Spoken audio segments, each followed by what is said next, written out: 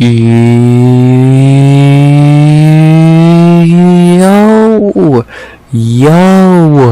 RX finally back with another breakdown of UFC Paris Moicano versus Saint-Denis. We back with another breakdown of a card that is pretty good way to come back after a break week. Card looks good. Like, the Paris cards are usually pretty good. This is the first one not ruined by Zheleznyakova. And this should be a fun card, a fun fight night. Got 14 fights, you know, it's gonna be a long breakdown and a long card as is. I'll get ready for an hour and a half goddamn video here. And it's a good card. Not even trying to be funny, the only complaint I can really think about this card is the main and co are backwards. Imavov, Ailín should be the main event, but outside of that, I have no complaints. Main card, really good. Prelims, solid. It's a good card, and again, pretty much what we've came to expect with the Paris cards. They're always it's like the London fight nights. They're always they're decent at worst. So, and this card is pretty good. So, it should be a fun night in Paris. We know the crowd's gonna be fucking mental because the Paris crowd might be the best crowd in MMA right now, and yeah, should be a fun way to fucking bounce back after a break week and all that. So we got 307 next week, so this should also be a fun way to head into that. And yeah, man, good to be back. Good to fucking be back after the Sphere. No, I'm not talking about that, so go fuck yourself. And yeah, let's see. It's gonna feel weird doing a card now, like a normal card after the Sphere, since the Sphere was so fucking it was an experience, even if what happened in it was fucking garbage. Just the visuals was insane, so it's kind of gonna be weird going back to a normal fucking arena, let alone the Apex, in a couple weeks. So, but that's what we gotta deal with, and that's what we're gonna deal with. At least it's a good card. Anything else I want to add? Not really anything I can think of. It's a good card, and I'm excited to break this down, so let's break it down. Before I do, please like, comment, subscribe. 100 subs goal by the end of 2024. And as always, and the last time I'm forgetting to say something, which I don't believe I am, you want to break down 14 fights in Paris, France? I know I do. Let's do it. 14 fights. You know, like I said, you know this is a long breakdown. So let's just get right into this bitch with our first fight of the night in the lightweight division, as we have a fun fight between two decent lightweights. Neither from Paris, France, but you know, those are on the main card. As in our main card opener, in our card opener, my bad, we have in the lightweight division Bolaji, the Zulu Warrior Oki versus Chris the Problem Duncan. Fun fight. Belgium versus Scotland, like a fucking soccer game. This should be a fun fight. Will it go 15 minutes? Maybe. Ideally, if we can start the card with a finish, it'd be cool, but you never know. This should be a fun fight, though. Got two dudes who've had fun fights. Let's see who's the better fighter. That was fucking stupid way to describe it. But yeah, got two Contender Series alum. That's a better way to put it. Let's just get into it. Let's begin with Bolaji Oki. Oki in the UFC is 1-0 coming off the Contender Series, where he looked amazing, got a quick first round finish, and then he had his UFC debut against Timmy Kwamba.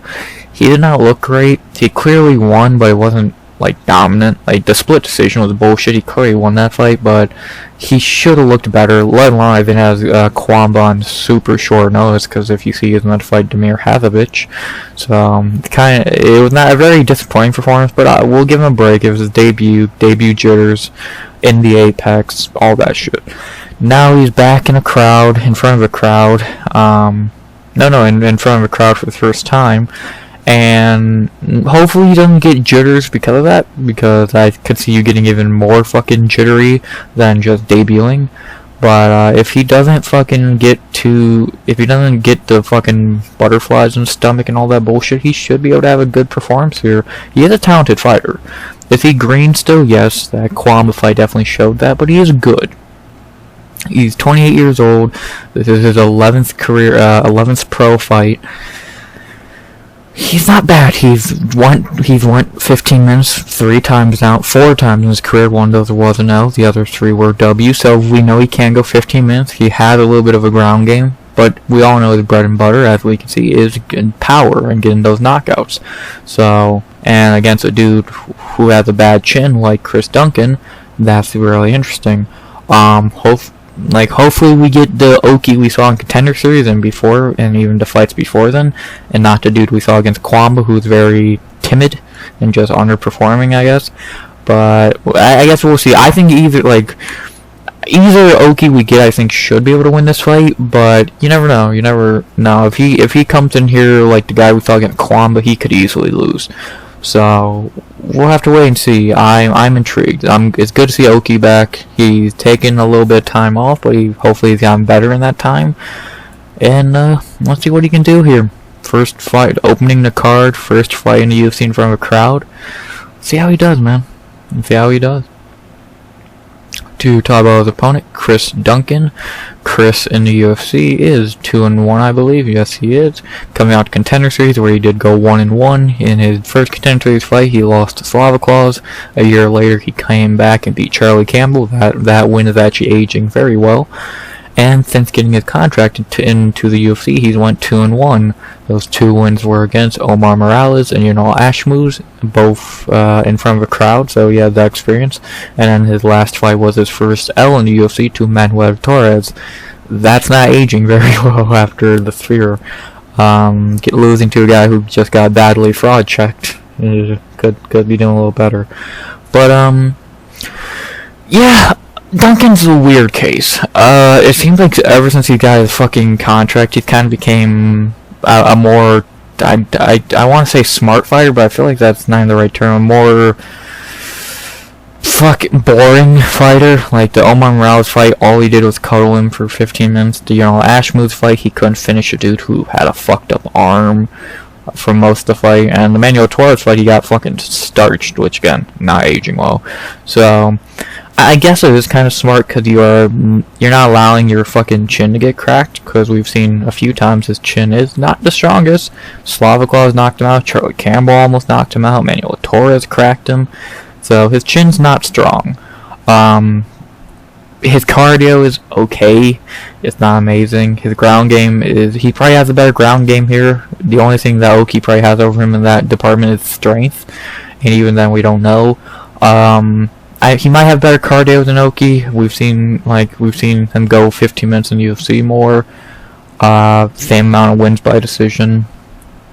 31 years old, and he has fought in front of a crowd before. I think all of his UFC fights have been in London or fucking where was the Manuel Torres fight?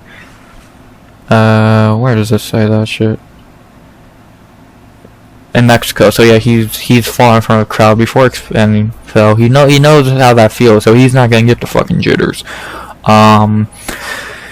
This is an interesting one for Duncan. A good test for both guys, and yeah, Duncan's definitely not gonna be 100% down to go fucking trading punches with Oki. At least he shouldn't be. You never know. Maybe he's dumb enough to do that. We'll fucking wait and see. But yeah, let's see if he can get back on a winning streak, because Manuel Torres lost. Looked okay at the time. Looks pretty bad now. The betting odds for the fight have Bolaji Oki minus 220 to plus 180. 220. I don't know if I'd have him that high of a favorite. I would probably have Oki more around minus, I'd say 200. The lowest I'd go with 190, 185. I don't think he should be any higher than 200. Yes, he should win this fight, but he is definitely a less experienced dude fighting in front of the crowd for the first time. Duncan's definitely the veteran in this fight. I think he has a little bit better wrestling. Duncan's game plan here is probably going to be what he did against Oumar Morales. Keep Oki down. which is a smart strategy. That's what you want to do against Oki. Keep him down, gas him out. Will he be able to do that? We'll have to wait and see. Oki's game plan, of course, is to knock Duncan the fuck out. Will he be able to do that? We'll have to wait and see. What's the reach and height and all that? 2 inch, inch and a half in reach. Okay. Yeah, I don't know. It's an interesting fight. It's good matchmaking. It's really good matchmaking, especially a very good way to open the card. So if on paper it is, if we don't get a finish, then if Duncan wins a boring fight or Oki wins a boring fight, then it's kind of like not great. But on paper, this looks like a fun way to open the card. So let's see if it actually is. Who am I going with here? I'm gonna go Oki. Like I said, even if he did show up like he did against Kwamba, I think he still should be able to win this fight. I think he's a better fighter. He has a striking advantage. He has a power advantage. Grappling wise, again, that's probably leaning towards Duncan, but well, I guess I'm not 100% sure on that yet. Cardio leaning towards Duncan. Veteran, like experience is definitely Duncan's, so better competition's definitely Duncan's, but let's see what Oki can do here. I'm very fucking intrigued to see what Oki can do here. So I just want to look. 5 went by knockout. Interesting. I'm gonna go Bolaji Oki here, and I'm gonna go. It's Paris. It's our first fight since the Sphere. I think we start off hot. Give me Bolaji Oki by knockout in the first. I think he's gonna find that weak chin of Duncan and put him out. It just give me that vibe. It's giving me that vibe. I don't know how much I could see picking him by decision. I don't know how much I love that. I think it's possible, but if it goes 15 minutes, I'm definitely not loving Oki's chances, let alone I'm guessing he had a terrible performance. So it's kind of an interesting scenario. I'm going to go Oki here. I think he's going to be able to knock out Duncan, or at least crack it, maybe a TKO. He should be able to find that chin. Slava has, Charlie Campbell almost did, Manuel Torres did, Yanal almost did. I'm going to go Bolaji Oki by knockout first. I'm going to say he shows up like the guy we saw in Contender Series. No jitters, no fucking debut, no nothing. Let's just see the Bolaji Oki we saw in a Contender. So I'm going to go Bolaji Oki by knockout first. Should be a good way to open the night. Let's see if I'm right. After that, we head to our second fight of the night, our first of 2 fights in the women's bantamweight division, and our first of, I think, 2 fights to have on the prelims, to have a opponent change, like not even that long ago.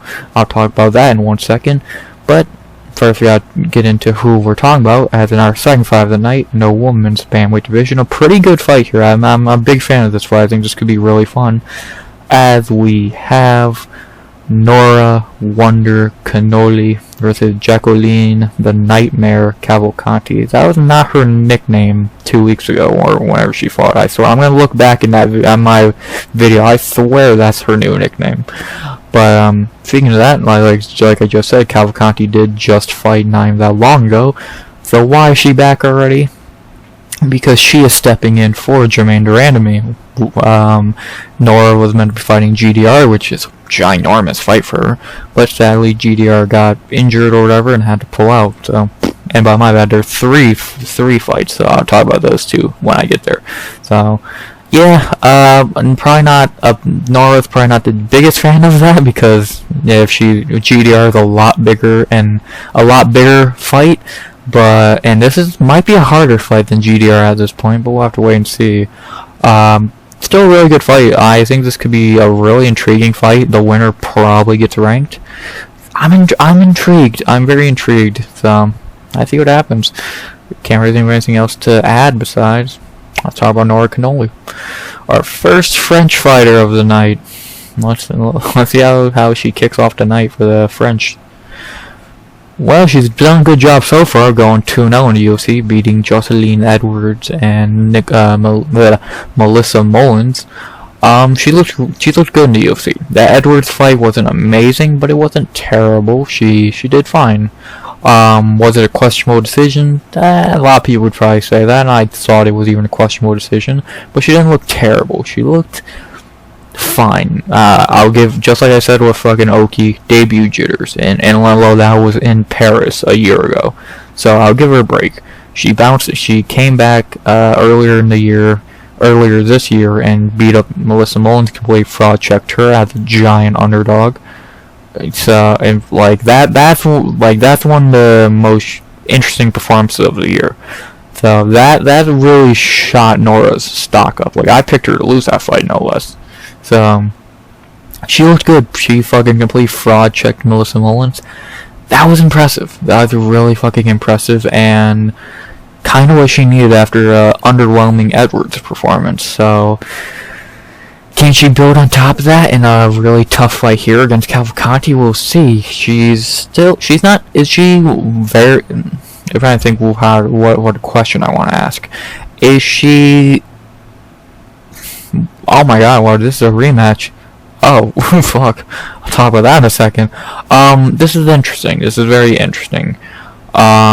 She's good. She is good, but she definitely has some holes in her game. We saw that in both her UFC fights so far. Against Mullins, she lost round. Well, she had a close round one. I think I gave to her, but I think it was close. She easily could have lost that Edwards fight. So she has had holes in her game. Her cardio didn't look good in that Edwards fight. It's just some iffy performances, or iffy. Some red flags, I guess, would be the better way to describe this. Some fucking red flags. So I don't know. She's still young into her career. This only her 10th career fight, and the bad thing, she is 34 years old. You don't really love to see that. But at women's bantamweight, where everyone kind of sucks, maybe she's the breath of fresh air we fucking need. We'll find out. But yeah, I don't know, man. She's good. She's really good in fucking Muay Thai and all that shit. I'm not really sure what else to add. Like, only seen her fight twice, and she looked fine. A win here would be ginormous, and she should easily be in the rankings then. So, let's see what happens, man. I'm intrigued. I'm very intrigued to see Nora back. I think she's a good fighter, and she's gonna have to really show up here in a tough fight, because I did not even know this, she is now rematching an old foe. I don't know why I'd say that 3 times. In Jacqueline Cavalcanti. Cavalcanti is also 2-0 in the UFC, where she has beat Zara Farron and Josiane Nunes. It's funny, they both debuted on that fucking Paris card last year, both winning, beating Farron and Edwards. And then just like Nora, she went to the Apex and beat a fighter in Josie Nunez, but that was like fucking a month ago. So that's definitely something to consider. Her like not getting a lot of fucking time off. Like, she is stepping on short notice after just fighting. It wasn't a tough fight against Nunez. It was not a really tough fight. She did win pretty soundly. That decision split is fucking bullshit. So, and that is a nice win. Now, between their 4 wins, that's definitely the best of the 4 so far.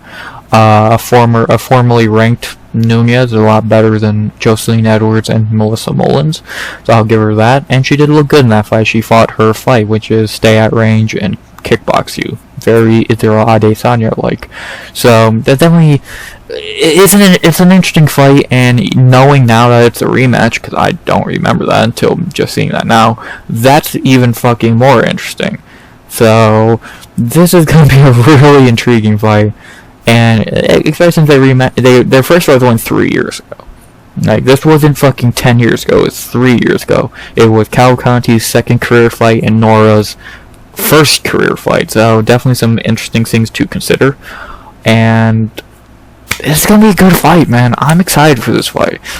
Someone's going, and I'm gonna say this for another fight or 2 on this card. Someone's going to get a ginormous boost, probably get ranked. The other is going to take a big L. Let's see which is which, man. I'm intrigued. Should be fun. The betting after I have Cavalcanti minus 195 to plus 160.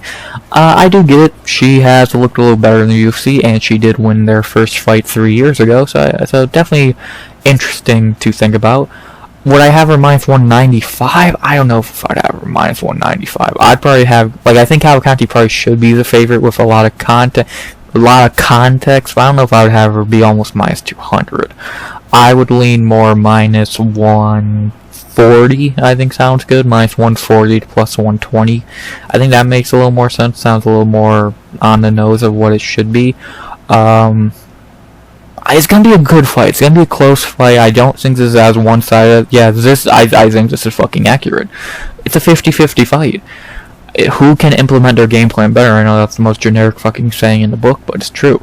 Can Nora get on the inside and do her fucking box, her fucking in up close punches and knees like what she finished Mullins with, or can Cavalcanti stay at range and do what she did? I'm guessing in their first fight. And yeah, I want to try and find their first fight. I did not know they fought before, so I'm intrigued in that. So it's pretty much the lengthy fighter trying to stay at range versus the short fighter trying to get on the inside. We've seen it 100 times, and we're going to see it 100 more times. So who do I think's going to implement their game plan better?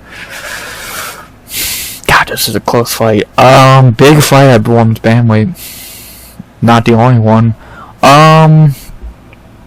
Give me Nora. I don't know why. I feel like Nora's going to get revenge at home. Not the one stepping in on short notice and did not just fight a month ago. I feel like she's gonna be angry. She's gonna want to get that win back. And at home, the first French fighter out the gate, I think she's gonna get the win. I think Cavalcanti's good, but they've already fought, so they know each other pretty well. It's a short notice. Give me Nora. I'm gonna go Cornolle. I don't know why. Something just leaning Nora. I think I don't know if she's better. I can't say that right now. I can't say that until I see them fight. But something just tell me Nora's gonna be able to do what she does. And hell, if it goes decision, you know where they are. Just a robbery could happen. So definitely use that to advantage a small bit. But yeah, I'm gonna go Nora. I don't know why. I feel like she can fucking get that win.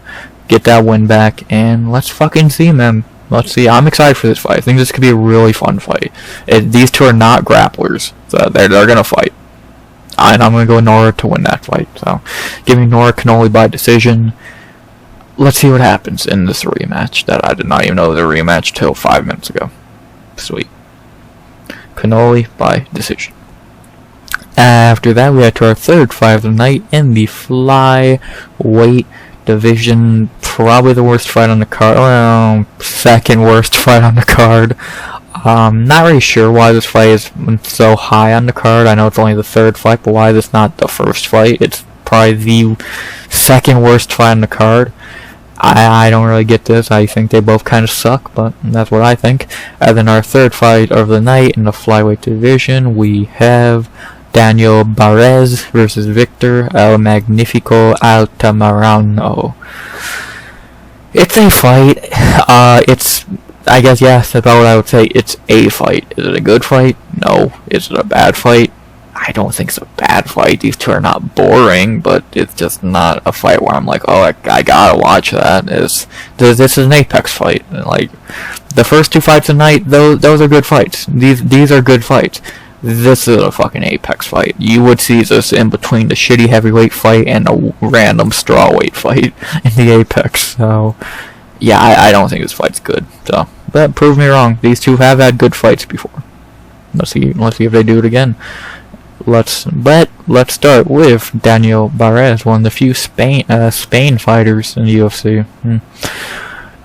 Barez in UFC is 0-1, not coming out of Contender Series. He was on the Contender Series a few years ago, lost to Carlos Hernandez, went on a 4-fight winning streak afterwards, all finishes, and then he made his UFC debut last year against Rafael Filho, had a really good performance until he gassed out and got finished. Good job. I guess you can take positives away from that fight is that he did almost finish Filho, who has been on a fucking tear, but at the same time you gassed out in like 3 minutes and got beat. So I guess there are positives and negatives to that. He's not a great fighter. Like, the one fight I've seen of him, maybe I watched his Contender Series fight, I don't remember. He's 35 years old. Oh, fuck. Yeah, this dude's not very good. I don't think he's very good. Like, a year off, no less at 35 years old at flyweight. Good fucking luck, dude. I don't think he's the worst flyweight they have, but yeah, do I think he's good? No. Maybe he can get a lucky finish against Altamirano, but if not, he's probably gonna gas out and lose again. So, yeah, 35-year-old flyweight. That's not very good, man. Not very good. And you lost to Carlos Hernandez. And you've not even and Manel Cop. Ew. Man, you fucking suck. And Daniel Barez. To talk about his opponent, Victor Altamirano, a guy I think I've broken down every fucking fight he's ever had at this point. Goddamn.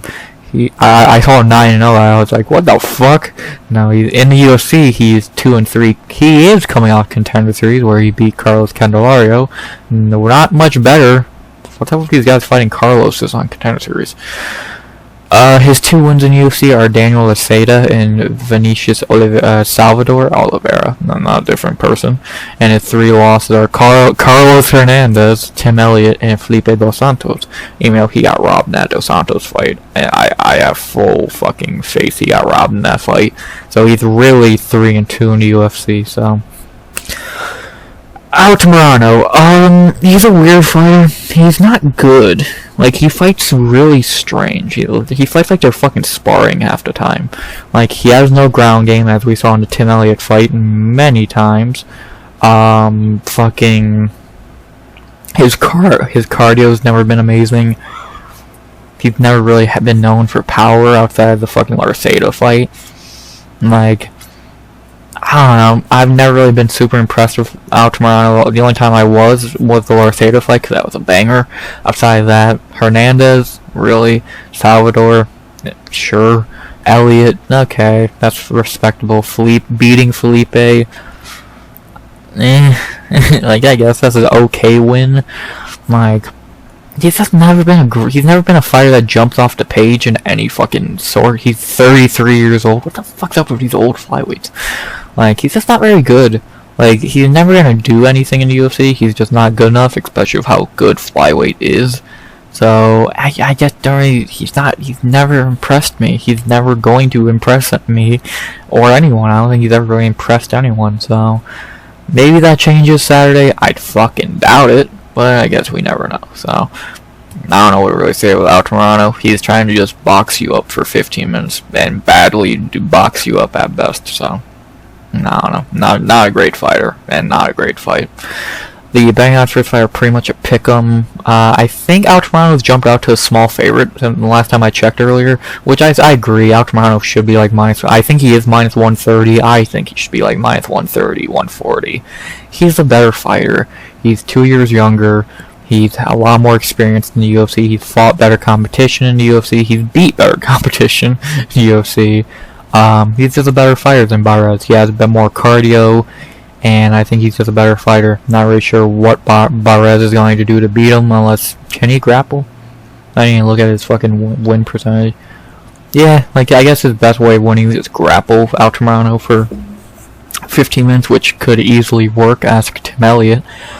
Outside of that, I don't really think there's much to worry about with Barez. He's not very good. His cardio's very bad. And he's been off for a year. Altamirano fought a couple months, 7 months ago. So, yeah, I don't know. It's a pretty bad fight. And maybe these two will play pretty good. I'm not sure. Or maybe these two... Fuck. Maybe these two will have a fun fight. But I'm not fucking sure. So, enough rambling about this fight. I'm going Victor Altamirano by decision. I think he's the better fighter. And let's see if that's proven. Let's see if he proves me right Saturday. So, give me Victor Altamirano by decision in a pretty forgettable fight. After that, we head back to women's bantamweight for our second fight there in our fourth fight of the night overall.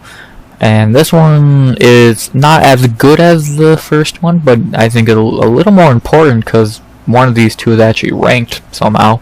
And then our fourth fight of the night, our second fight in the women's bantamweight division, we have Ailín Fiona Pérez versus Darya, the Iron Lady Zheleznyakova.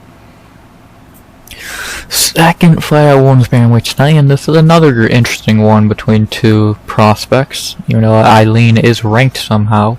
That's how shallow the fucking division is. Her and Chelsea Chandler are goddamn ranked. But, I don't know. This fight, I think the Nora fight is way better, but I guess we don't know.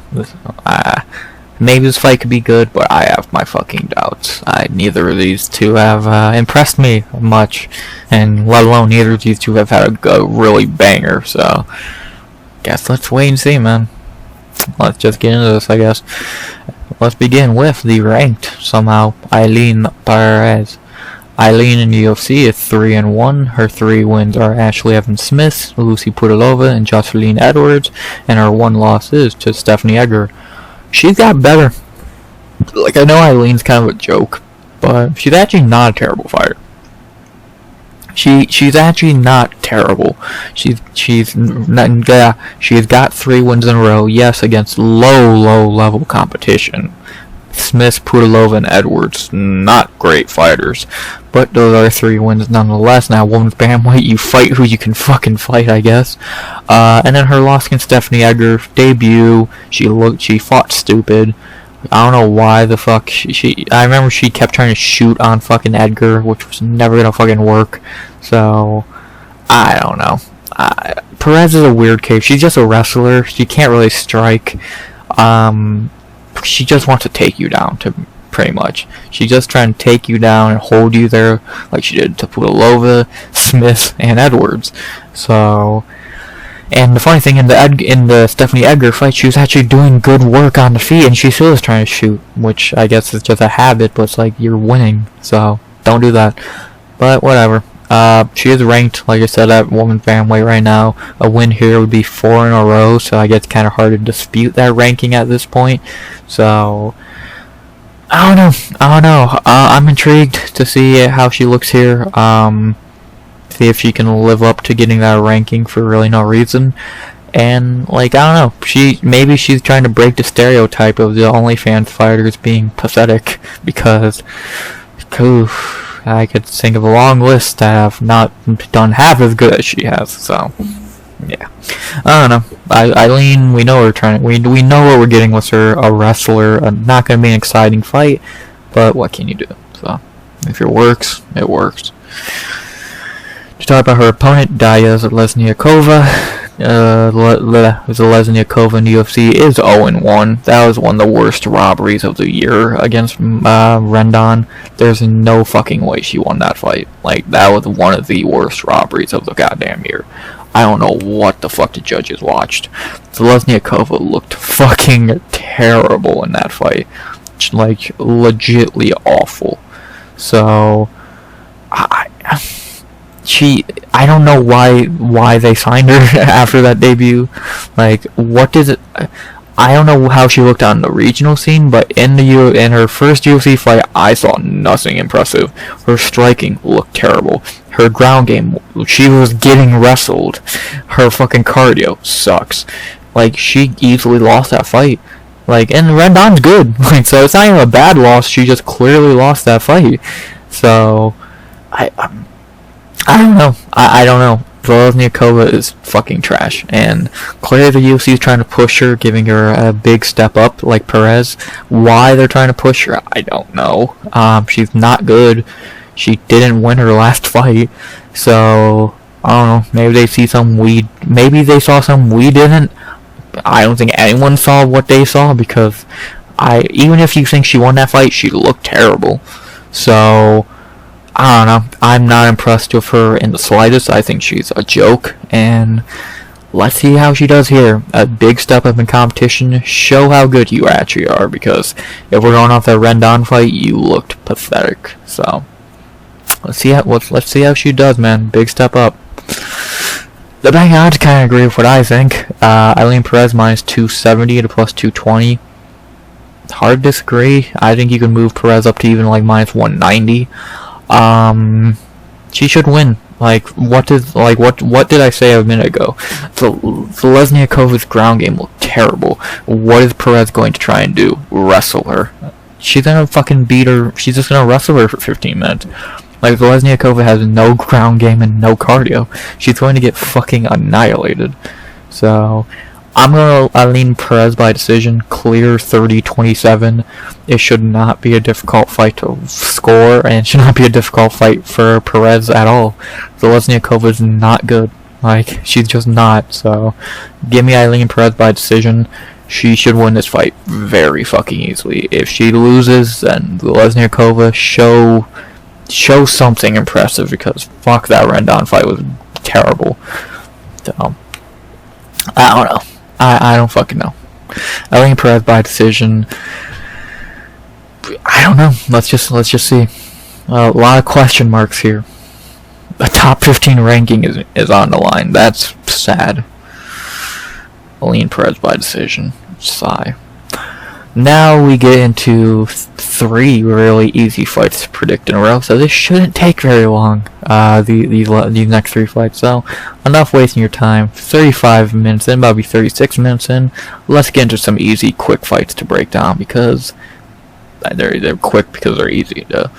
And we begin with our 5th fight of the night in the bantamweight division of our second short notice fight of the night. I'll talk about that in 1 second, as we have Taylor Double Impact Lapilus versus Vince Vendetta Morales. Well, this is not the fight that was originally planned. Morales is stepping in for... Who the fuck is he stepping in for? Oh, Felipe Lima. Yeah, that fight never got officially booked, but that was the plan they originally had, so when that fell through, they called Vince Morales. So, okay. Man, I really wanted to see Felipe Lima back, but no luck. Either way, whatever. Not gonna waste a lot of time here. It's one of the easiest fights of the night to predict, so let's just talk about it real quick. We begin with Taylor Lapilus. Lapilus in the UFC is 5-2. This in his second UFC run. I'm gonna waste time talking about his first UFC run. Since he came back a year ago, he's went 2-1, beating Callan Longreign and Cody Stamann. His only loss was to Farid Basharat. Yeah, he looked good. Like, he easily beat Stamann and Longreign. Yeah, Farid Basharat, but that's a really good person to lose to, so... Lapilus is good. He's good everywhere. His striking's good. His ground game's good. Cardio's good. He's a solid dude. He's a decent top 25 bantamweight, and that's, like, saying that is very impressive, because bantamweight from fucking 1 to goddamn 30 to 40 is all talent, so... Yeah, but yeah, Lapilus is good. Happy he's back in the UFC doing what he does, and, yeah, gonna get a nice, easy win here in Paris. Second one in a year. After the long reign. Somehow even easier than a Callan Longreign fight. Talk about Vince Morales. Yeah, he's back for some reason. People fucking cried on Twitter, oh, he should be brought back, because he won 5 fights in a row against nobodies. In the UFC, he was terrible. 3-5. His 3 wins were against Aimon Zahabi, Draco Rodriguez, and Luis Smoka. Yeah, okay, Zahabi. Good win. 2019. His 5 losses were against Song Yadong, Benito Lopez, Chris Gutierrez, Jonathan Martinez, and Miles Johns. Yeah, you lost to really good fighters. And you lost Benito Lopez. What the fuck? Yeah, he's terrible. He is still terrible. And yeah, he won 5 in a row against fucking who?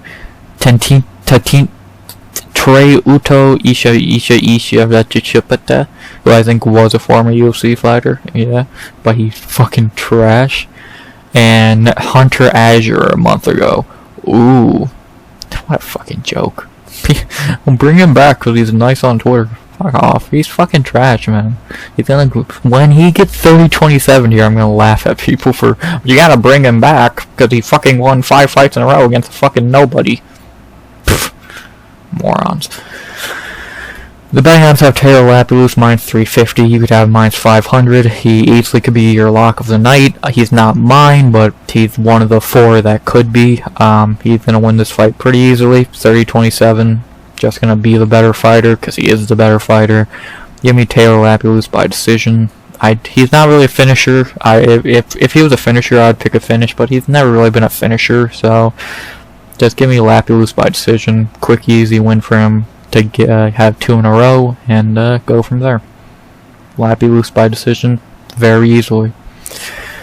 Speaking of easy fights, somehow this fight is even easier to predict, and I might waste even less time on this fight, as in our 6th fight of the night, I believe. Is it number 6?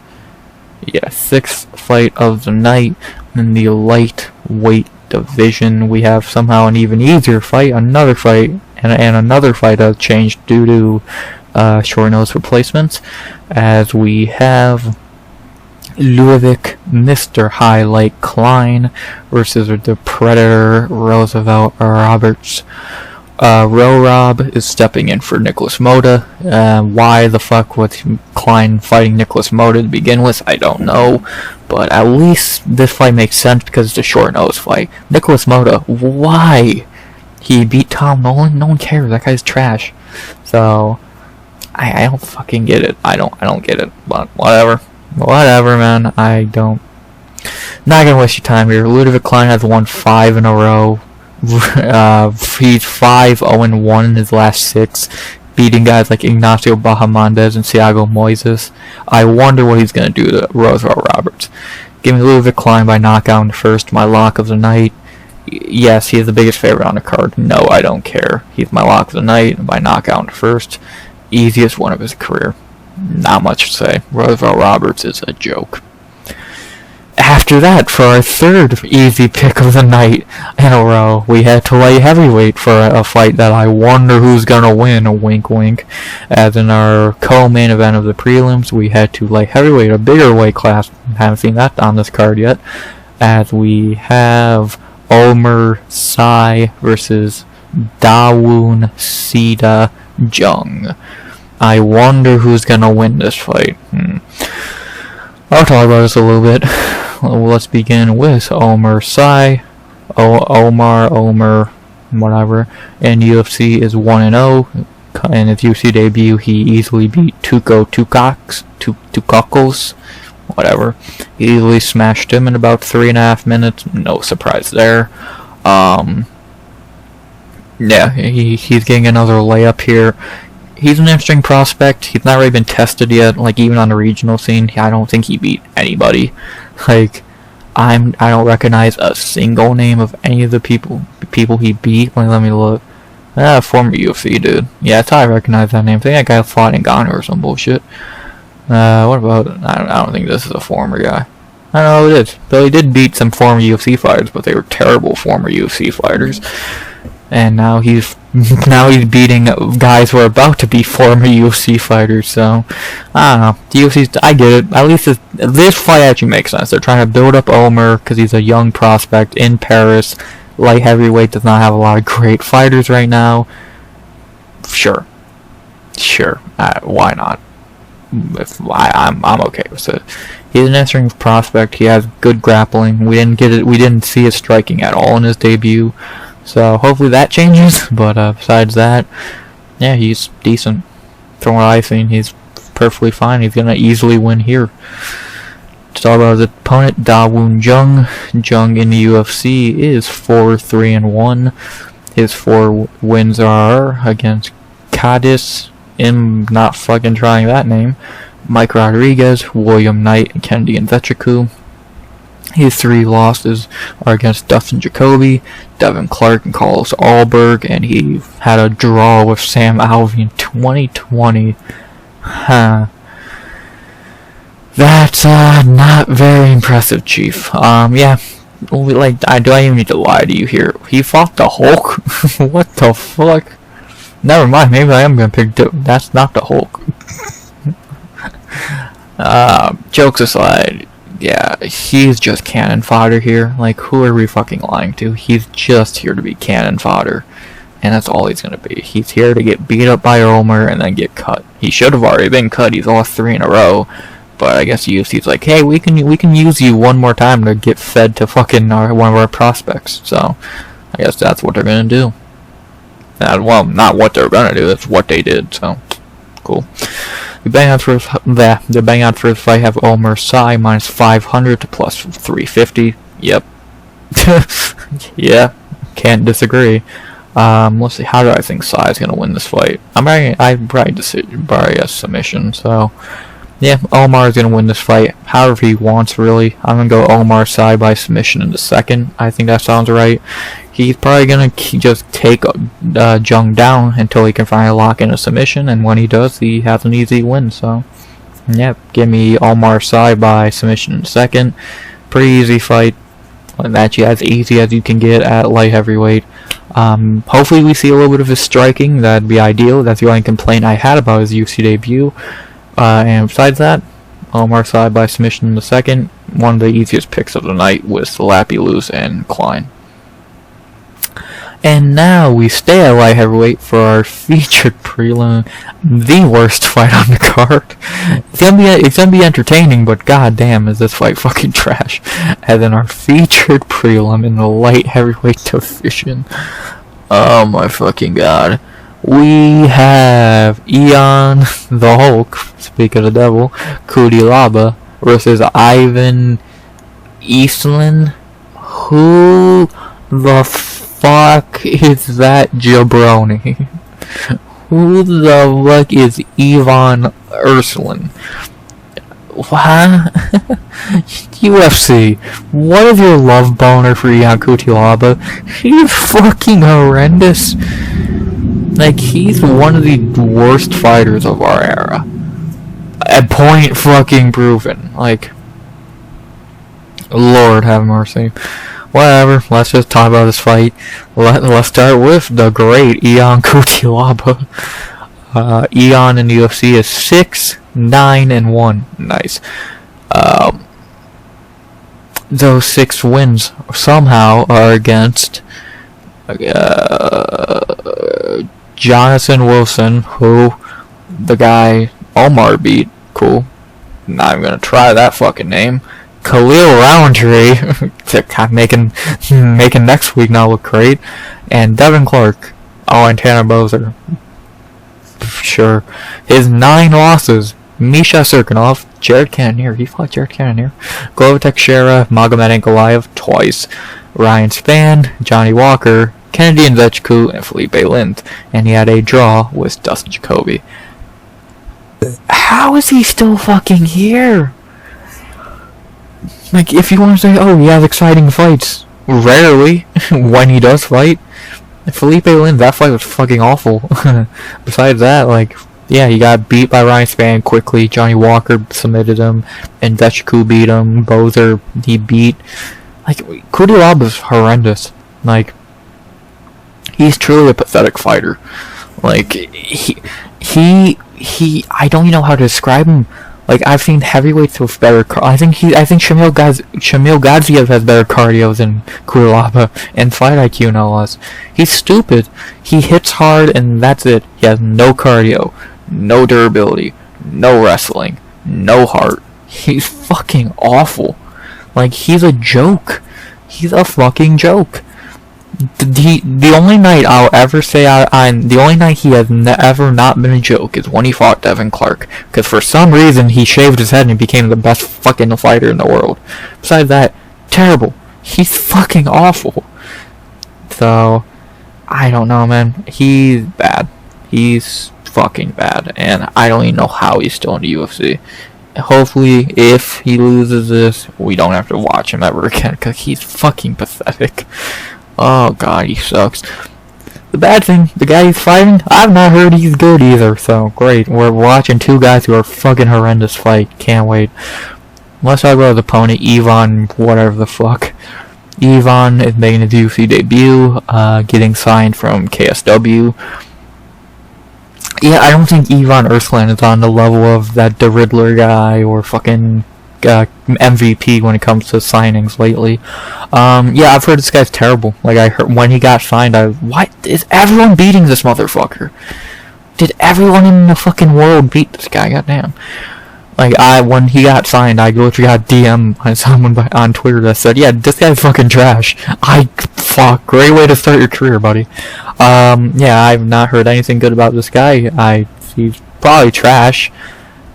And we'll get to learn real quickly because he has to fight Ion Cutelaba, who is also trash, so at least we get to see how trash he is right off the bat. Dude, he's 3-2 in his last 5 fights, for fuck's sake. God damn it. let's just see what happens. I have no faith in this fight being good, and I have no faith in this guy being good, so let's just fucking get this fight over with. The betting odds are pretty much a pick'em. Yep. Yeah. Yep. Who do you think wins? Flip a coin and pray. I'm gonna go Ivan Erslan by decision. I feel like this fight's gonna be a complete joke, and I have no faith for this fight to be good, so give me Ivan by decision. Do I care? Fuck no. Do I have any hope for this fight? Fuck to no. Just get this over with. Ivan Erslan by decision. Trash.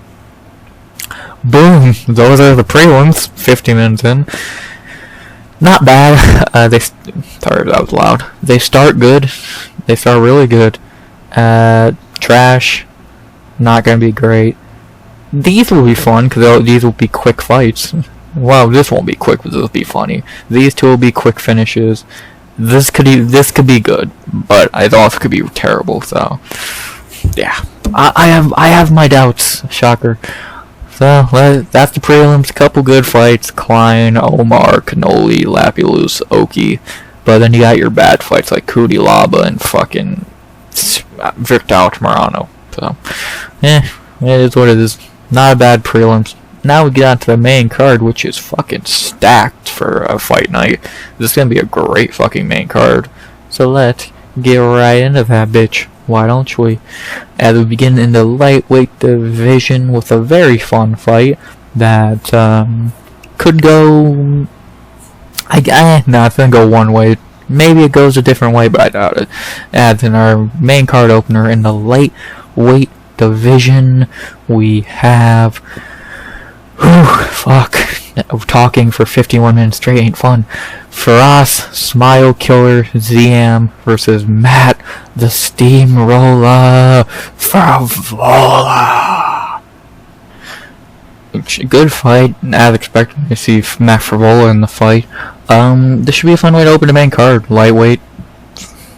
I don't know where I was going with lightweight, but yeah, Frevola back opening the main card. Ziam's on a nice winning streak. Good way to open the main card.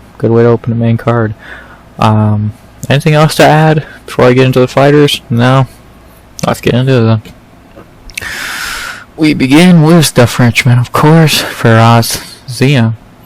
Ziam in the UFC is 5-2. His 5 wins are James Malarkey, Luigi Van Germini, Michael Figlak, Jai Herbert, and Claudio Pérez. His 2 losses are Don Madij and Terrence McKinney. Ziam's a weird one. He's not good, but he's weird. He's has the ability to somehow beat these guys. Yes, he's fighting complete tomato cans like Figlak, Herbert, and Pérez, but he's still finding a way to win these fights somehow. He's not, but he's boringly winning these fights. That's the problem with him. He has no power. He has shitty striking. He has an okay ground game. He's not great. He's a decision machine who's able to beat cans. Every time he's fought, well, the one time he's fought up in competition, he lost to Terrence McKinney.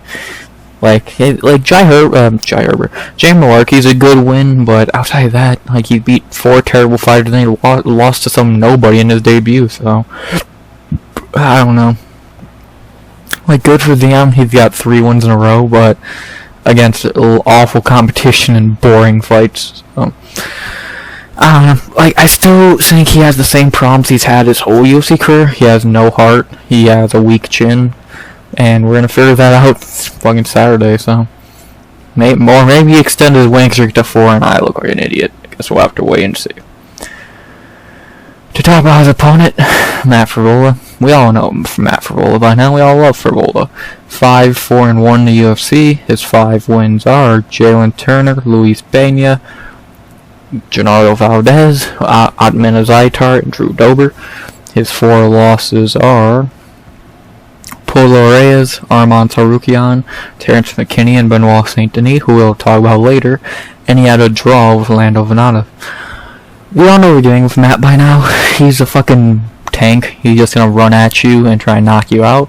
His chin's not very strong, so that's definitely a problem with him. We saw that in his last fight. He's easily knocked out. but he also has bombs in his hands, as we saw in his 3-fight KO streak. He's good. He is a good fighter. He does have a little bit of a ground game. He does go to the Longo. He does train with fucking Aljo, Marab, all those fucking guys. So he is a decent fighter. He's more than he's a glass cannon that's a little more talented, if that makes any sense. Because he's a complete glass cannon. There's no debate there. But he can wrestle. He does have decent cardio. So I don't know. He is 34 years old though. He has been off for almost a year. So definitely some cons in his game. But he is a good fighter, and getting a giant step down competition after a couple hard fights in a row. Let's see how he does. Back in enemy territory. He lost to a Frenchman in his last fight. Hopefully he doesn't go 0-2 against him. So, just good to have Frevola back, since we all love Frevola. That's simple. The betting odds for this fight are pretty much a pick'em. I think Ziam has jumped out to a little bit of a favorite now for some reason. I don't know why. I think Frevola should easily be the favorite. I think he's the better fighter, and I think he's going to show that. Like, unless Ziam can just fucking cuddle on him for 15 minutes, which I don't think he will. If anything, Frevola can wrestle as well. Frevola should be able to win this fight, I think, and like I said, Ziam has a weak heart, he has a weak chin, he's not very good. He's been able to fight these pretty bad fighters and win because they're bad fighters. Fucking Frevola's been fighting top tier competition like Dober and Benoit, and been doing decently. Yeah, he's a glass cannon, but when you're fighting a guy with no fucking striking ability, that's not a fucking problem. So I don't know. I don't know what the betting odds, what people are seeing here with the betting odds. Frevola's the better fighter. It's that simple, and I think he's going to show that Saturday night. So it's good. It's just good to see Frevola back in an easy fight. It's that simple. So my pick here is obviously Matt Frevola. If you couldn't tell, I'm going to trust the glass cannon here to be able to not get beat by a guy with no striking ability and really lackluster grappling. So give me Frevola. I think he's the better fighter, more experienced, and I'm going to go by... Has Ziam ever been KO'd? No. Shockingly, because if you look at the Luigi Vandramini fight, he almost got KO'd in that 3rd round. So yeah, he got kind of fucking lucky there. Luigi's trash. But yeah, I'm going to go Matt Frevola here. I think he's the better fighter, and I'm going to go by knockout in the 2nd. I think round 1 could be tight, but I think he's going to break Ziam in the 2nd. The second his power touches Ziam's going to shoot, because Ziam's not going to want to taste that power again. He's not going to be able to take that power a lot, and when he finally does get hit, he's either going down or he's shooting. So give me Matt Frevola by knockout in the 2nd. I think he's just better. That simple. So Frevola by knockout in the 2nd. Sorry, French. Sorry, Paris. You're not getting a fucking window open a main card here. My bad. To go into the 2nd fight of the main card, we head down to featherweight now for the 4th fight of the night. That's super easy to predict. And the 2nd fight of the main card, as we get into our last short notice replacement fight of the night, as we have Morgan, the Last Pirate Charriere, versus Gabriel Fly Miranda. Miranda is stepping in on short notice for, I believe, AJ Cunningham. Yep. So, yeah, nothing new to Miranda. He stepped in on short notice in Paris before when he got murdered by Benoit Saint-Denis. But, yeah, well, I think we all know how this fight's going to go, but I'll talk about it a little bit. So, let's get into it. We'll begin with Morgan Charriere. Charriere in the UFC is 1-1, should be 2-0. He got robbed in his last fight, so in his 2 UFC fights he beat Manolo, the whatever the fuck, and then he got robbed against Chepe Mariscal. That's fucking, like, he beat Chepe Mariscal, which that win is aging better by the fucking week. Yeah, Morgan's good. I know a lot of people kind of fucking write him off because his record doesn't look good and he just lost or whatever, but he's actually really fucking good. Like, he's really good. Like, I get losing is a fucking sin, but like his record does not show how good he is at all. He's way better than a 19 and fucking 10 record. So, let alone he should be 20-9 if we're not gonna count a bullshit robbery. So, I don't know. I'm good to see Charriere back so quickly and an easy fight where he can get back on track at home. So I still think he's a good prospect. He's only 28 years old, and yeah, let's see him get back on track here with a nice win. That is that simple. Even if you don't think he got robbed, he lost to Shepe Marischal. What's wrong with that? It's Shepe. So I don't know. I'm not trying to be a Morgan Charriere fan. I'm fucking not a fan. I'm just being honest. I think the kid's good. So yeah. To talk about his opponent, Gabriel Miranda. Miranda, I think, is as well 1-1 in the UFC. He is. His one win in the UFC was Shane Young a year ago as a giant underdog. I picked him to win. And then his one loss was against Benoit Saint-Denis, funny enough, 2 years ago. So, yeah, so he's fought this fucking enemy territory before, up a weight class. Now he's going down a weight class and fighting another tough Frenchman. You know he's loving it. Yeah, don't need, like Miranda's a fine fighter. Like, it's kind of a shame he keeps getting these super hard fights in Paris against fucking Charriere and Benoit. I don't think he's terrible. Like, I would like to see him against another lower level guy, like, in the division. I think he can win a fight or two, but he has no chance against fucking Morgan Charriere, and they try to book him against Billy Q. Like, what the fuck are you trying to do? They're just trying to kill this fucking poor guy, so I don't know. Good respect him for stepping in short notice again in Paris, but I don't think it's going to go very well for him, so. But you never know, maybe he pulls off the upset of upsets, but I'm not going to hold my breath on that, so, yeah. Good luck, Gabriel. The Bengals have Morgan Charriere minus 550 to plus 400. Yep, can't really agree much more. What was Benoit? Benoit's fucking betting line against Miranda. He was only about minus 3. Okay. Yeah, Charriere's gonna win this fight easily. Knockout in the first. He should run through fucking Miranda pretty easily. Like, where's Miranda gonna beat him? On the feet? No. On the ground? No. Cardio? No. Charriere's gonna easily win this fight, so give me Morgan Charriere by knockout in the first. Not really much to worry about. Like, I don't really see how Miranda could even win this fight. So, give me Charriere by knockout first. Just fight to get him back on track. It's that simple. So, yeah, it's as simple as it gets. So, whatever.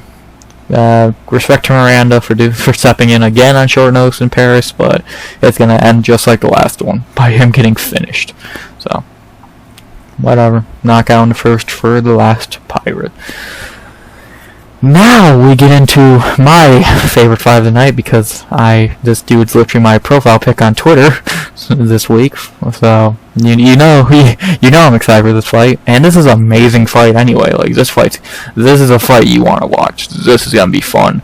As in our third fight of the night in the welterweight division, we have a banger between Kevin Jousset versus Bryan the Butcher Battle. What a fucking banger. Hard not to love this fight. Just two great welterweight prospects, and like, that's not me being biased. Like, I am very biased in this fight, and you'll figure that out very quickly. But like, I love this fight. I think it's one of the best fights on the card, and I can't wait for it. These two are very fucking good. These two are a good test for each other. I can't wait to see this fight. So, enough talk. Let's get into it, and we begin with Mr. Jousset. Jousset in the UFC is 2-0. His two wins are Kiefer Crosby and Kenan Song.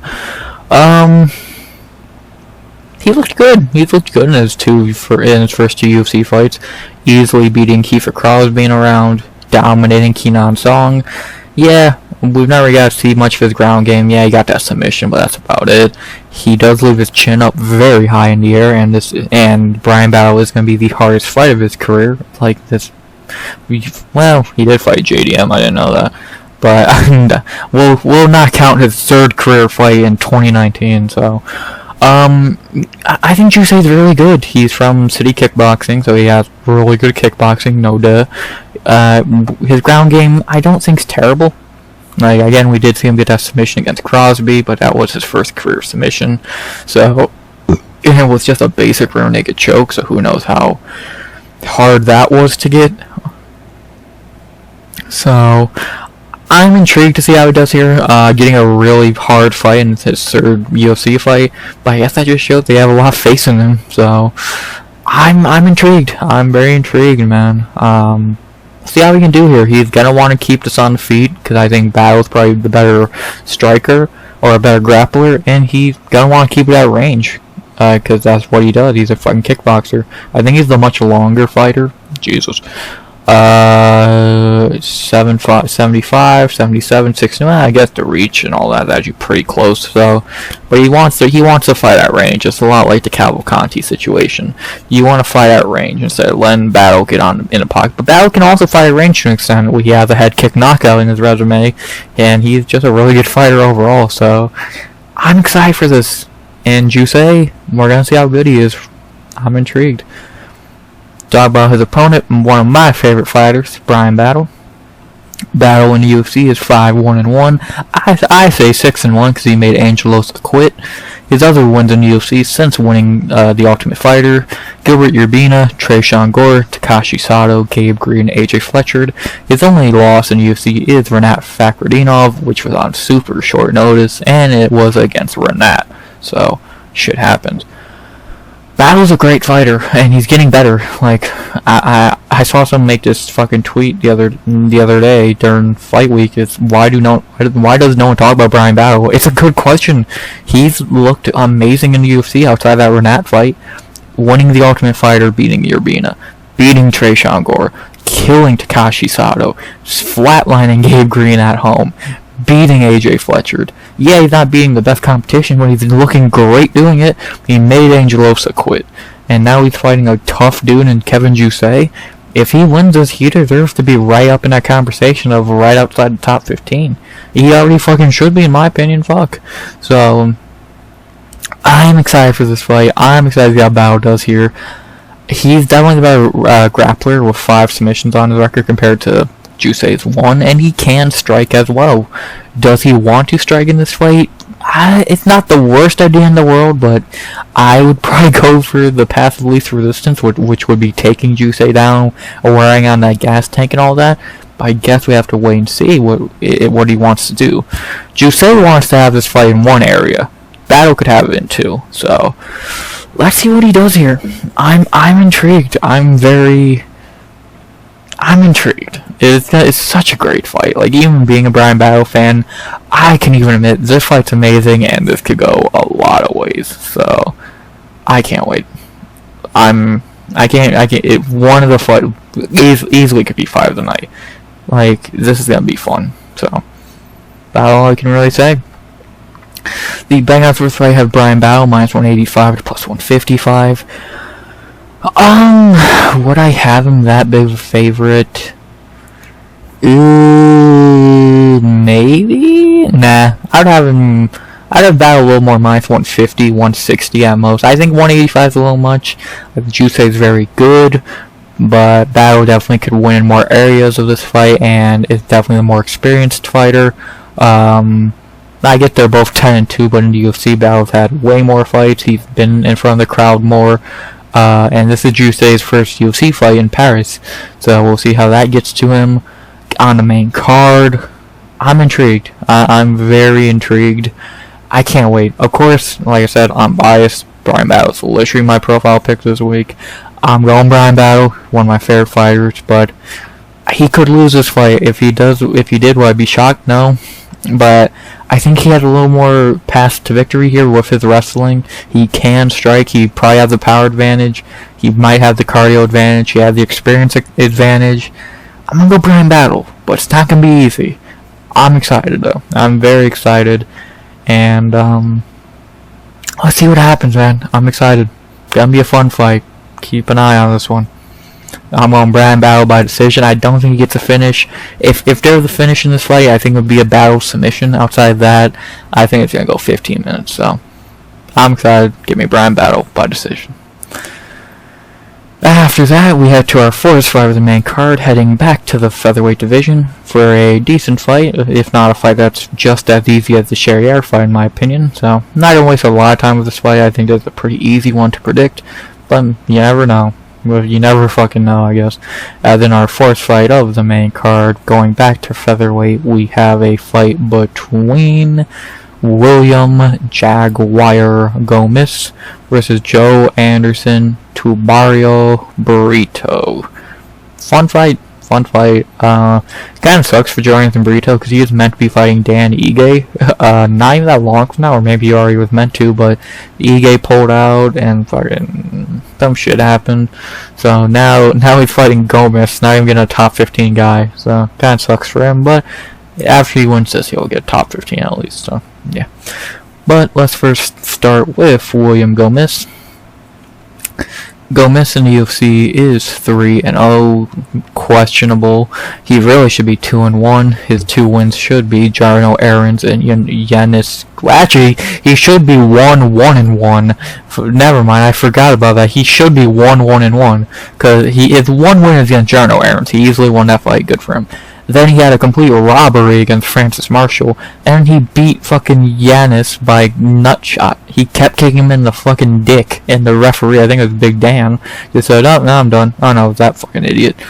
Like, so he's 1-1-1. If anything, it should be a fucking DQ. He kept kicking him in the fucking dick. So if anything, he's lucky to be 1-1-1. He should be 1-2. So Gomez is a joke. I've never been impressed with Gomez. I think he's fucking terrible, and I'm happy he's finally gonna get exposed here.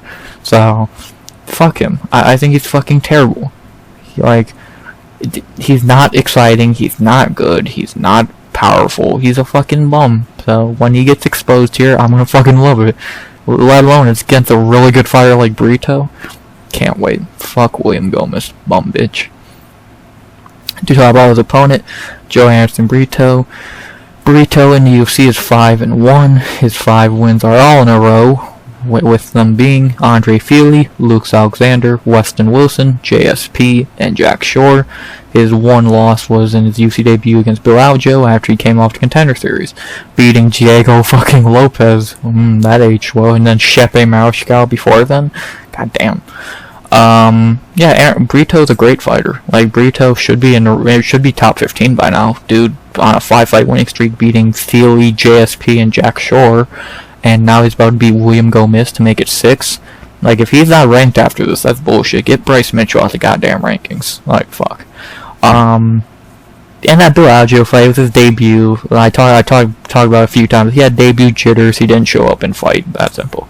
But ever since he's went on a 5-fight tear over 2 years, he's good, man. His leg kicks are good. That's why he fucking broke Jack Shore's shin open. He has really good power in his hands. He has good cardio. He has a good ground game. He's a really solid fighter, and he's just better than Gomez everywhere. So I can't wait to see him completely school Gomez. So I don't know, Burrito pulled out, my bad. Sorry, Danny. Never mind. Burrito pulled out, dummy. So, but either way, Burrito's gonna get a nice, easy one here and move to 6 wins in a row. So, good for him. Then after fight, I have Joe Anderson Burrito minus 270 to plus 215. You could have him to minus 300 in my opinion. Like, he's gonna win this fight pretty easily. He's better than Gomez, so that's simple. He's just a better fighter than William Gomez. Where is Gomez gonna beat him? On the feet? No. On the ground? No. Yeah, over 3 rounds? Maybe by robbery. Like, Burrito's just better everywhere. He's fought better competition. He's looked better against competition. He has more skills, more power.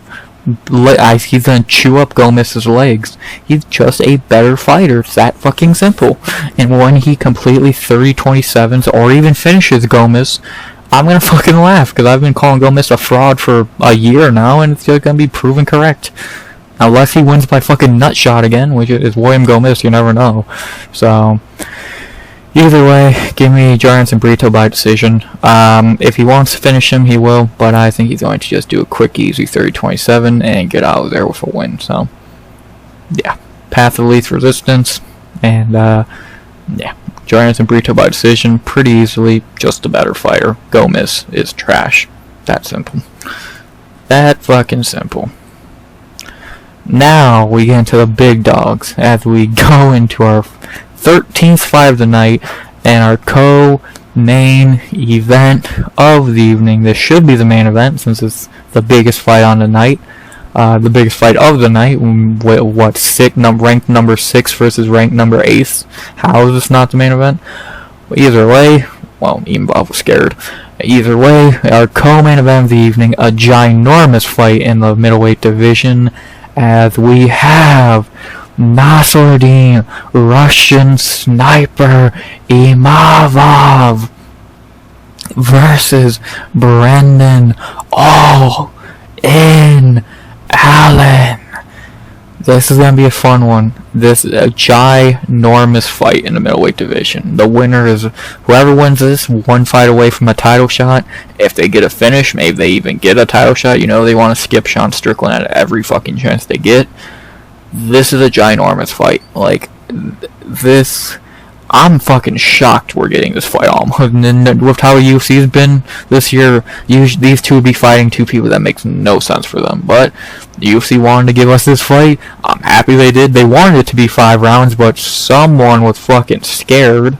And yeah, co-main event. I'm happy. I can't wait for this fight. And hopefully it goes the way I would like it to go, because I want to see another fraud get exposed. So. But enough talking code, let's get into the fighters. We will begin with Nasruddin Imavov. Imavov in the UFC is 6-2-1. We know his wins by now and all that. His best wins in the UFC are Buckley, like Buckley is easily his best win in the UFC. I'm not counting like Edmund trash. You lost to Phil Hawes, like Ian Heinisch. Ooh. So your best win's a welterweight. Good job, buddy. Imavov's not good. I'm not impressed with Imavov. I haven't been impressed with Imavov in the UFC. Like, cool, your best one's Joe Quinn Buckley 2 years ago. Besides that, you lost to Sean Strickland, which is understandable. Brandon Allen did too. You had a no contest with Chris Curtis. Well, I'll give you that. Curtis completely quit like a little bitch. No shocker. You had a main event no one wants to remember against Zheleznyakova because it was terrible, and you had to get bailed out by Jason Herzog against Jared in a fight you were losing. Cheers.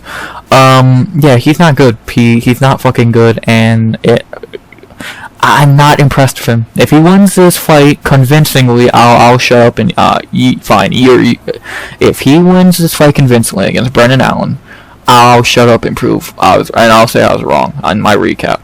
But if he loses, like he should, I'm gonna laugh at y'all for hyping this dude up.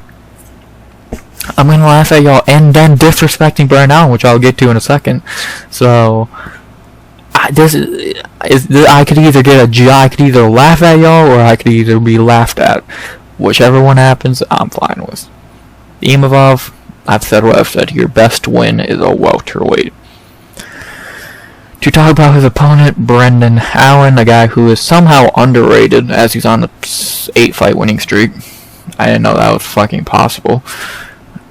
Allen in the UFC is 12-2. His only 2 losses are the same guys. Fucking Imavov has not looked great against Curtis and Strickland. So he can't even fucking. You can't say if you're an Imavov fan, you can't say anything about this or this. So, and then if you look, he has better wins than Imavov. Just to name a few: Kevin Holland. Let's see, Andre Muniz, Bruno Silva. He beat Chris Curtis. So, fine. And I'll fucking even backtrack. Brandon Allen's best win is a fucking welterweight. Also, his best win is Kevin Holland. You fine? You got me. Kevin Holland is actually better, but Kevin Holland could actually be a middleweight. Buckley is a welterweight, so fuck you. And then he's on an 8-fight winning streak compared to Imavov's shaky 2. I think Allen's better. I think Allen's a better fighter than Imavov. He's the one problem with Brendan Allen, which is the thing that makes everyone think he sucks for some reason. He underperforms for no reason. Like we saw it in the last fight against Chris Curtis. He super underperformed. Besides that, he's looked great. He smashed Paul Craig. He smashed Bruno Silva. He smashed Andre Muniz. He smashed Jotko. We can keep fucking going. Like, he just underperformed against one fucking dude, and now he sucks. It's like, huh? I don't get it. I think Allen's better. On maybe not on the feet. On the feet, he's not better. Imavov is a better striker. But on the ground, I think Allen can gas him out and beat him. I think he's better. If I'm proven wrong Saturday night, I'll in my recap, I'll say point fucking blank, I was wrong. But when Brendan Allen wins, because he is the better fighter, I'm going to laugh at y'all for hyping up this clown and having minus 240 when Brendan Allen should be a favorite. So, I can't wait to laugh at y'all. Brendan Allen's going to do his thing and beat Nasruddin Imavov. Give me Brendan Allen by decision. I can't wait. I can't wait to be fucking right, because I'm going to be... Y'all are going to be salty because your fucking Ima fraud got beat. If I'm wrong, I'm wrong. Crucify me. But as of right now, I'm going all in with Brendan Allen by decision. I'm not sold on Ima fraud. I'm not sold. And now for our main event, for some reason, of the evening. We head back to lightweight for like the 18th time tonight for a pretty easy fight to predict. Between two ranked lightweights who are ranked way lower than Allen and Imavov. Two ranked lightweights, okay, I'll stop. The main event of the evening, our main event of UFC Paris, not Thorogon for once, thank fuck, as we have in the lightweight division, Money Moicano, Hanato Moicano versus the God of War, Benoit Saint-Denis. Yeah, do I really need to tell you Benoit Saint-Denis by whatever he wants? Like, I don't need to sugarcoat it, do I? Like, I like Money Moicano. I think we all love Money Moicano. He's a fucking funny dude. He's not a good fighter. Like, I get he's won a lot of fights in a row. He's won 3 fights in a row. He's fucking only lost to 1 fight at lightweight or what the fuck ever. Like, I get it. I like Money Moicano as a person. He's super funny. Are you going to lie to me and say he's got better as a fighter? He hasn't. The Jalen Turner fight's the prime example. He should have lost that fight. Jalen Turner wasn't fucking stupid. And then besides that, like, I get he's had this great run at lightweight, but versus who? Damir Hazovich, trash. Jai Herbert, trash. Alexander Hernandez, trash. Brad Rideau, trash. Drew Dober, he had to cuddle for 15 minutes. And his 2 losses, I'll give him a break. Fiziev, cool. RDA, fine. I'll give him a break for that. A short notice against RDA, cool. But we gotta stop pretending that he's this great fighter because he's funny. He's not a great fighter. He's Moicano. You know what we're getting. You know what you're getting with Moicano. He can't strike. He has no fucking power. He's just trying to submit you. And against a guy who has a ground game like Benoit, good goddamn luck, man. And a dude who's been knocked out a good amount of times by Aldo, Zombie, Fiziev. I don't know, man. I just have my fucking doubts. I have doubts. And I think he's 0-2 in main events. Let's see. Maybe 0-1. I think this was, yeah. Was that his only main event? I think it was. I swear he had another main event. I swear it was Aldo or some bullshit. No. Not bad. Like, he did lose the last main event he was in 58 seconds. Good job. All bullshit aside. Again, I like Moicano, but who are we fooling? He's 34 years old, 35 years old. He's not a great fighter. He's still the same Moicano that had to move up, who got beat up at featherweight, moved up, and now has beat very low competition. So, I don't know, man. I like Moicano, but I would love to see Moicano win this fight and go on a fucking streak to the title and blah, blah, blah. It's not happening. We don't need to lie ourselves. Like, this Money Moicano thing has gone this far, and he's lucky he's got this far if this guy wasn't fucking stupid. So, I like Moicano. All respect to Moicano. Good luck. because this guy, there's an angry fucking former French army guy trying to fucking kill you. Have fun. Yeah, Benoit is going to fucking destroy him. Like, a non-staph infection pissed off Benoit Saint-Denis at home. Yeah, I wonder who's gonna win. Like, and that's the thing, like, even, how do you think Moicano, if you're picking Moicano, or you think Moicano wins this fight, how? He has no chance of beating Benoit on the feet. Benoit has cardio, that's off the table. Benoit has grappling, that's off the table unless a lucky submission. So how do you think he's gonna win this fight? Moicano, I mean.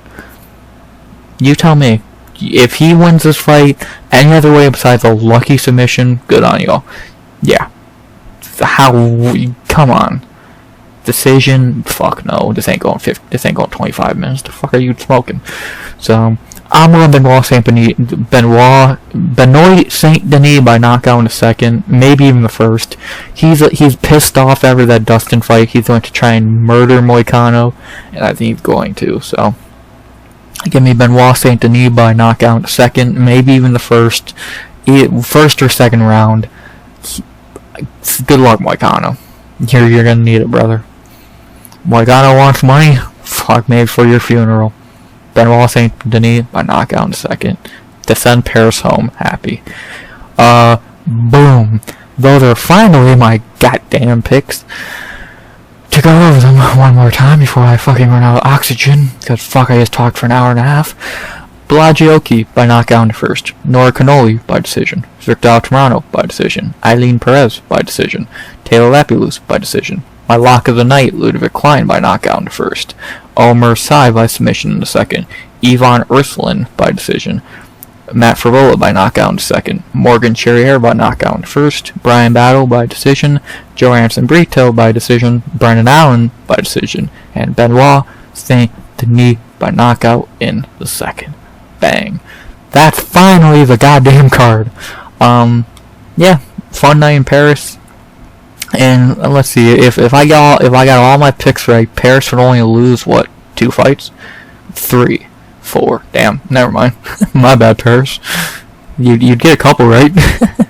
Damn, I thought I mainly picked them. No, I didn't even realize I picked them to lose 3 in a row. Ooh. But I don't know. I'm excited for this card. The crowd's gonna be on fire. It's an early card, so 12 p.m. That's cool. Gotta wake up early for some fights. Whatever. At least they're good fights instead of like a shitty pay-per-view or whatever. We've had that happen before. And yeah, man, I'm fucking excited. Bryan Imavov, Benoit Saint-Denis, Bryan Battle, Brito, Frevola, Cornolle, fucking Klein, Lapilus. So many great fights on this card. I'm excited. You're probably excited. And I can't wait to watch 14 bangers in Paris, France on a Saturday afternoon, and then recap that shit for you Saturday night and release that shit on Sunday. So that's what's gonna happen. Next time you hear from me, as I said, Sunday for a recap of this card. And no, I won't skimp out on the recap because nothing on this card could piss me off that badly. No, I'm not gonna apologize for not doing a 3-year recap. Go fuck yourself. And yeah, I'm excited. I'm so happy to be back. I love y'all. I love doing this shit. And hope y'all enjoyed. I hope you all enjoyed the video. The hour and a half video. I told you it was going to be a long one. Sorry. But yeah. I had a great time recording this. I'm happy to be back. And I hope you all enjoyed. So, enough said. I hope you enjoyed the video. Please like, comment, subscribe. 100 subs to go by the end of the year. And unless I'm forgetting to say something, which I don't believe I am, let's head to Paris for some fights. Because as always, RX